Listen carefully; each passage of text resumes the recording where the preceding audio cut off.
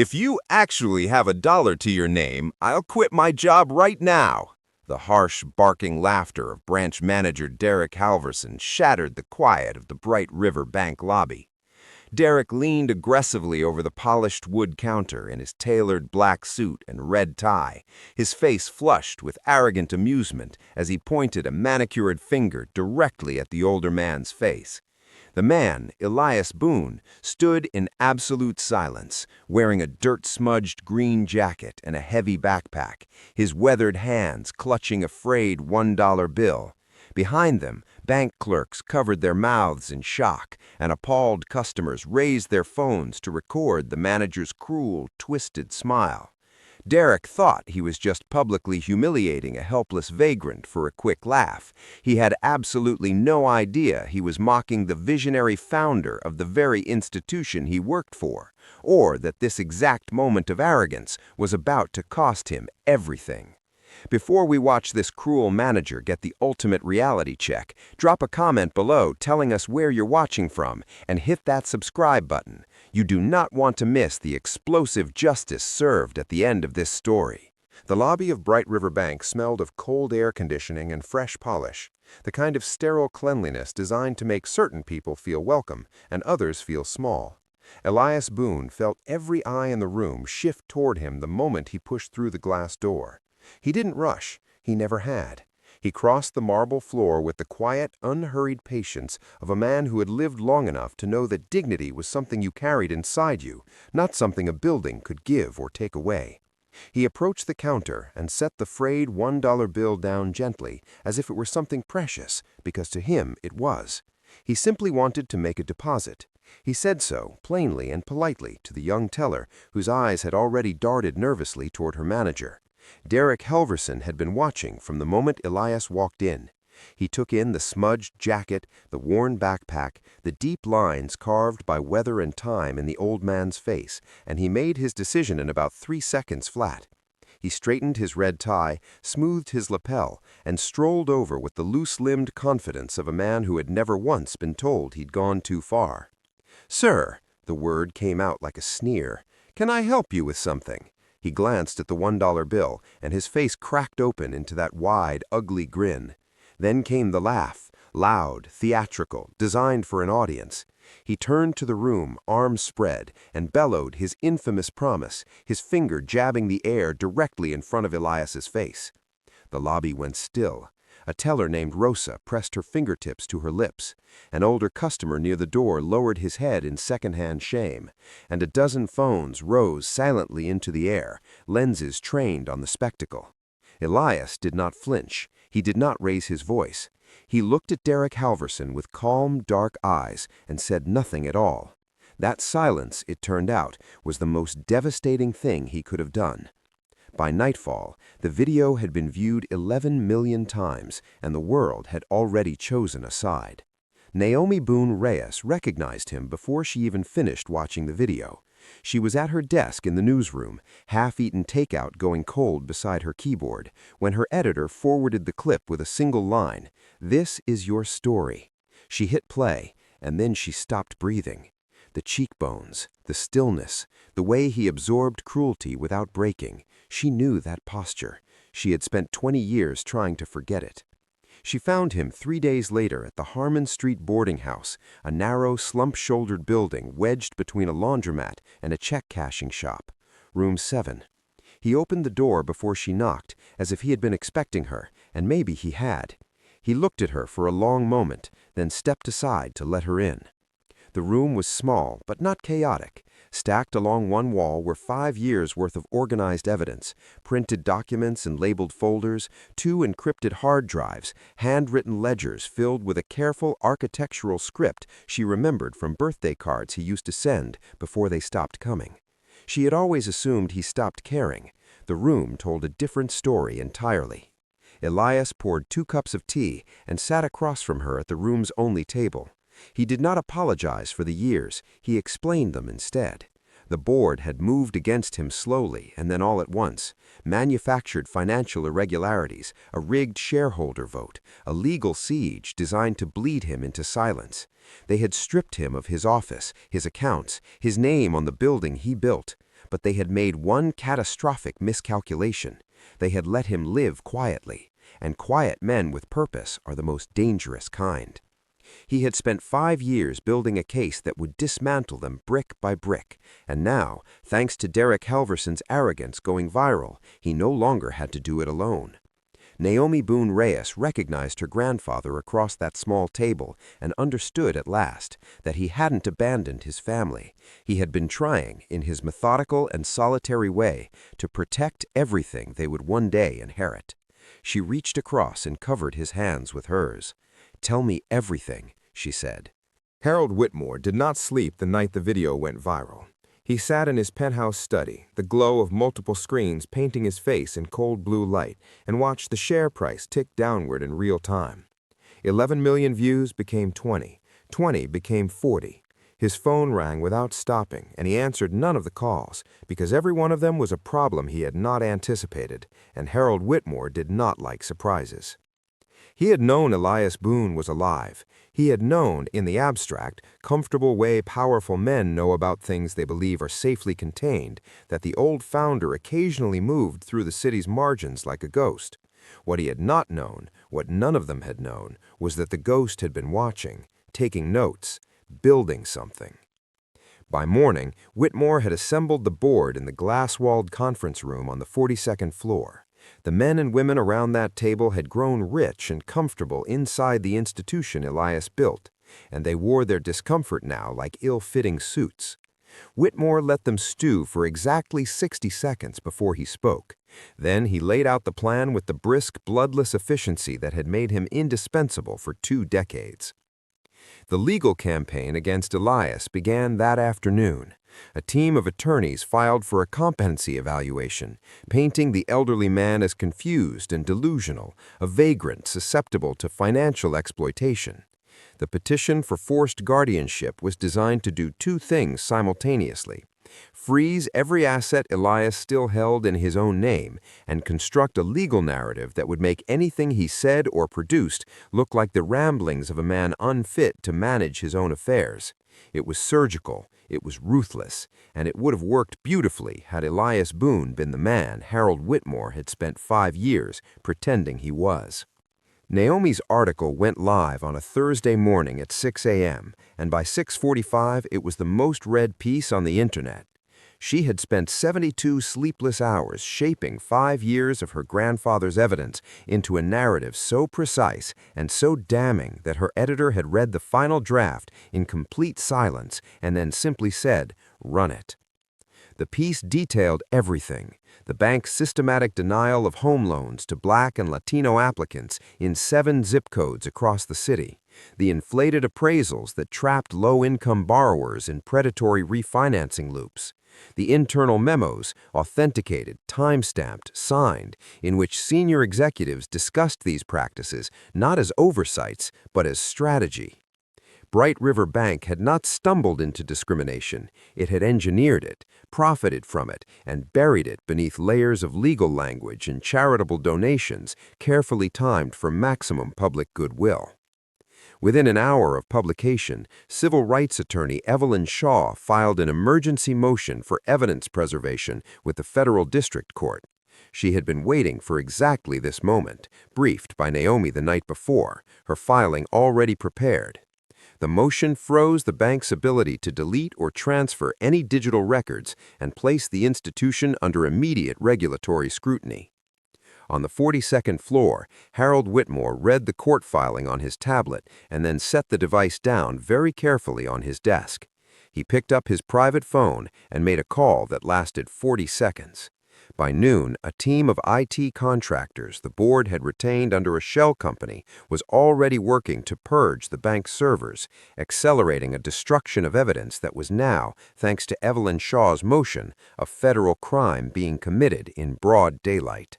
The numbers in Naomi's article were staggering, but numbers had a way of staying abstract until you put a face on them. That face, as it turned out, belonged to Clara Watkins. Elias had known about Clara for months. She appeared in his files as Case Reference 114, a 71-year-old retired schoolteacher who had lived in her home on Sycamore Dell for 38 years. The bank had offered her a refinancing arrangement 6 years ago that she had not fully understood and that no honest loan officer would have offered to a woman on a fixed income. The terms had been restructured twice since then, each time in ways that compounded her debt rather than relieved it. Now, Bright River Bank's attorneys had filed for foreclosure. Naomi and Elias arrived at Sycamore Dell on a gray Tuesday morning to find Clara sitting on her porch steps with a cardboard box in her lap, sorting through photographs with the slow, deliberate care of someone trying to decide what her life was worth carrying. She looked up at them without surprise, as if she had been waiting for witnesses, or maybe just for company. She showed them the loan documents without being asked. She walked them through every phone call she had made to the bank, every letter she had written, every promise she had received and watched dissolve.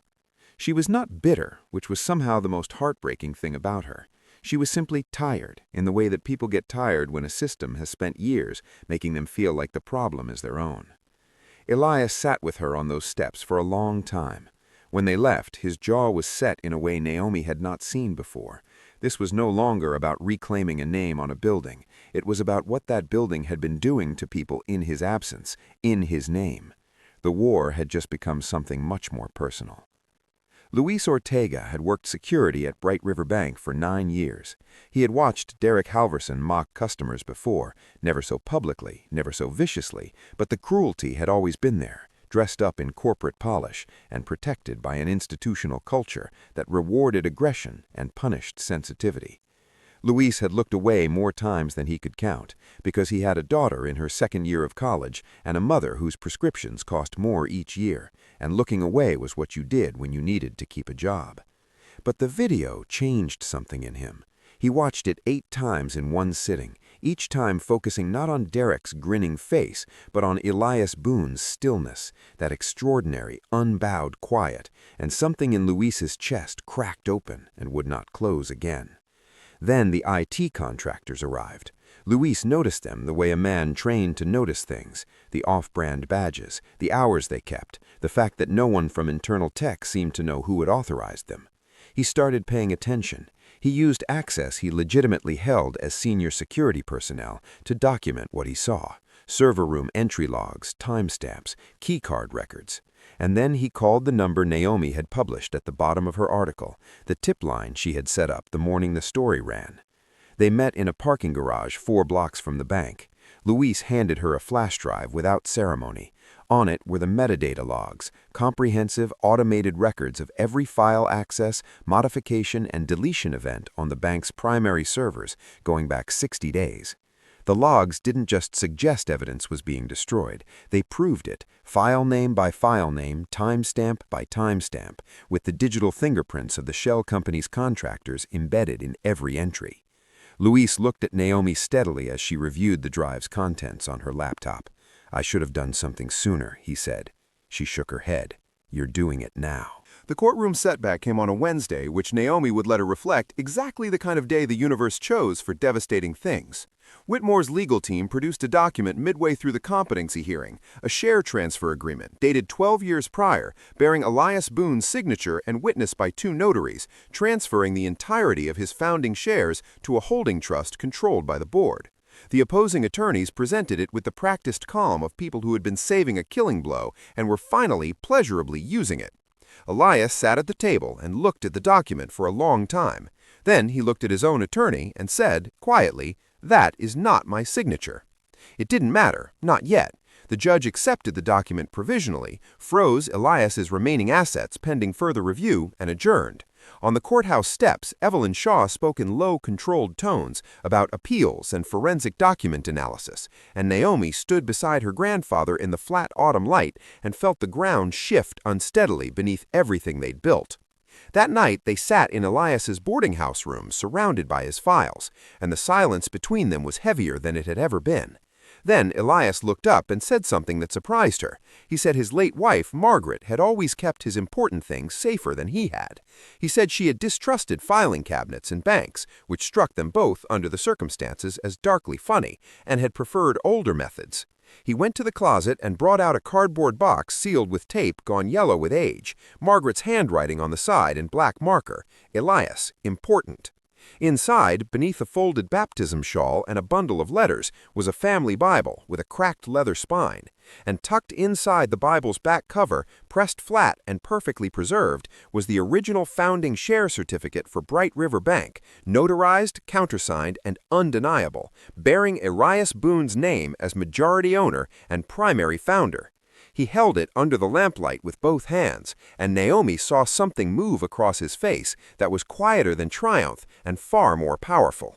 It was vindication, and it had been waiting, patient as faith, inside his wife's Bible all along. Whitmore called the emergency board meeting for 7 a.m. on a Friday, before the markets opened, before the press could gather, before anything else could go wrong.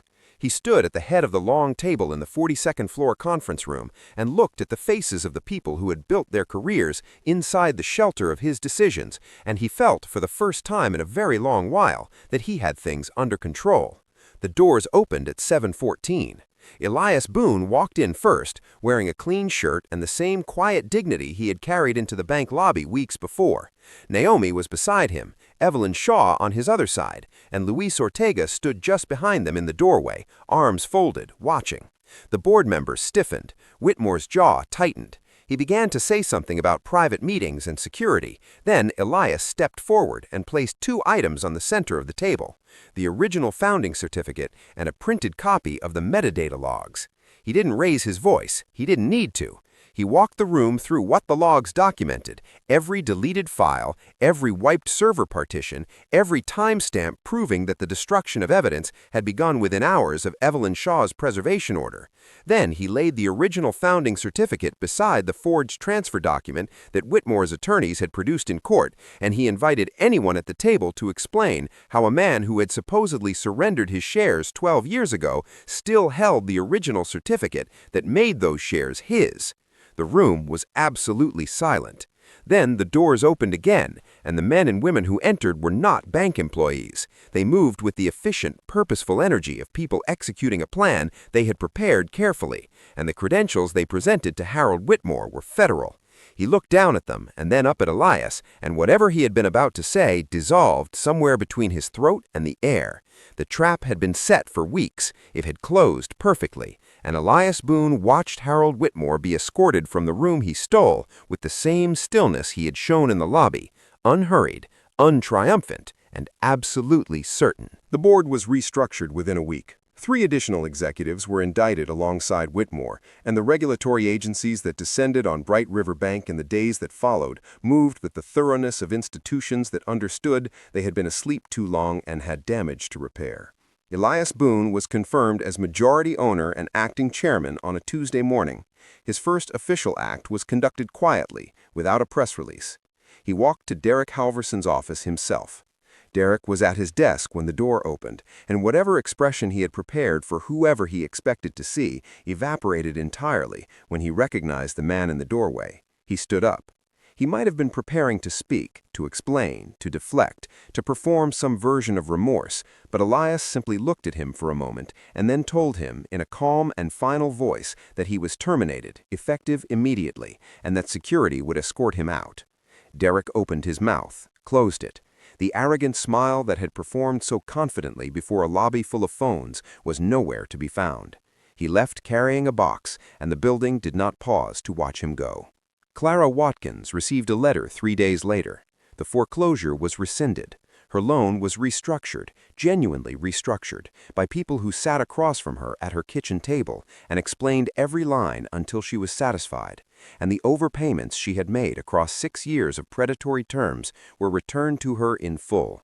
She stood on her porch on Sycamore Dell and held the letter with both hands, and when Naomi called to tell her it was done, Clara was quiet for a long time before she said simply, "Thank you."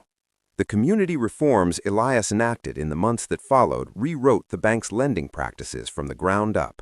New oversight structures, community advisory boards with real authority, a reparative fund for families in the 7 zip codes the bank had systematically redlined.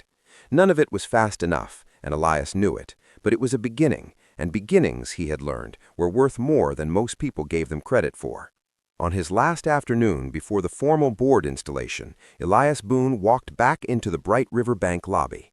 He wore the same green jacket. He carried the same backpack. He stood in the same line, waited his turn with the same patience, and when the teller, Rosa, the same young woman who had covered her mouth in shock weeks before, looked up at him, he smiled at her gently and slid the frayed $1 bill across the counter. "Deposit, please," he said. Rosa took the bill carefully, as if she understood what it was. She processed it without a word, printed the receipt, and handed it back to him with both hands. He looked at it for a moment, the balance, the date, the name printed cleanly at the top, and tucked it into his shirt pocket, close to his chest. He had promised himself 5 years ago in that small boarding house room that he would walk back through that door one day and finish what he had started. The dollar had always been beside the point. It was the walking in that mattered. It was the refusal to disappear. He turned and walked back out into the afternoon light, and the door closed softly behind him.